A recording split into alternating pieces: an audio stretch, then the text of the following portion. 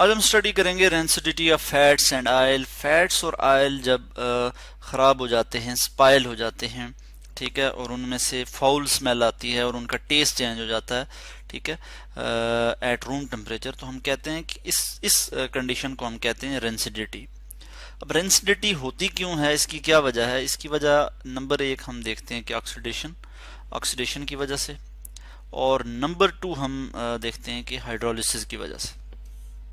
Partial hydrolysis की हम बात करते हैं कि पार्शियल हाइड्रोलिसिस और ऑक्सीडेशन की वजह से जो है वो फैट्स या फिर जो आयल हैं वो रेंसिड हो जाते हैं, वो ख़राब हो जाते हैं, स्पाइल हो जाते हैं, उनमें से आप यूँ समझें उनका टेस्ट सोर हो जाता है और वो अनप्लेजेंट स्मेल देते हैं, ठीक है।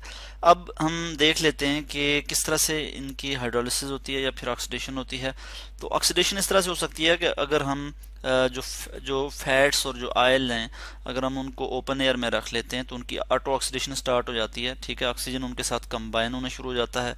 इसी तरह से जब उनको किसी ख़ास बर्तन में हम जो है वो प्रिजर्व नहीं करेंगे तो उनकी ऑक्सीडेशन होगी, और जिससे क्या होगा कि इनमें से इनकी ये जो है वो रेंसिड हो जाएंगी। इसी तरह हाइड्रोलिसिस यानी पार्शियल हाइड्रोलिसिस जब उनकी होगी तो क्या होगा, मैं यहाँ पे आपको एग्जांपल भी दे देता हूँ। ये हमारे पास ट्राइग्लाइसराइड है, ठीक है, इसकी जब हम देखते हैं हाइड्रोलिसिस किस तरह से होती है, मैं यहाँ पे लिख लेता हूँ वाटर, H2O वाटर, और हमारे पास क्या आ जाएगा, कुछ इस तरह से हमारे पास प्रोडक्ट आ जाएगी।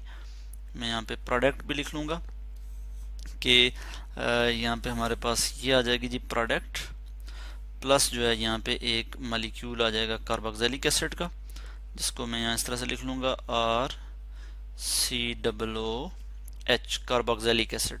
तो जो सोर टेस्ट होता है या जो अनप्लेजेंट स्मेल होती है वो इस वजह से होती है, इस वजह से भी होती है कि जो वोलेटाइल कार्बोक्सिलिक एसिड होते हैं उनकी वजह से भी, ठीक है।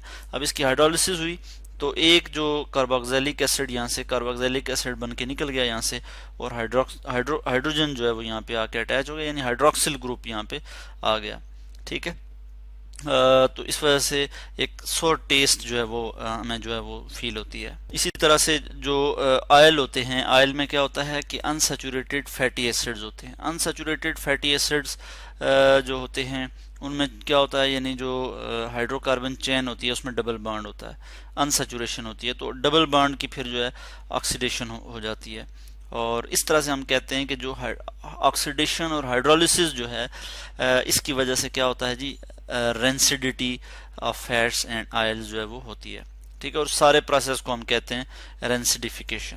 तो इसके लिए हम क्या कर सकते हैं कि फैट्स और आयल को रेंसिडिफाई होने से बचने के लिए, ठीक है, ताकि उनकी रेंसिड ना हो जाएं, उसके लिए हम ये कर सकते हैं कि हम जो है वो उसको ओपन एयर में ना छोड़ें फैट्स और आयल को, और उसके अलावा जहाँ पे मॉइस्चर हो उस जगह पे ना उसे रखें, ठीक है। टेम्परेचर का भी इस पे बहुत इफेक्ट होता है, जितना कम टेम्परेचर हम रखेंगे तो फैट्स और आयल जो है वो रेंसिड नहीं होंगे, ठीक है।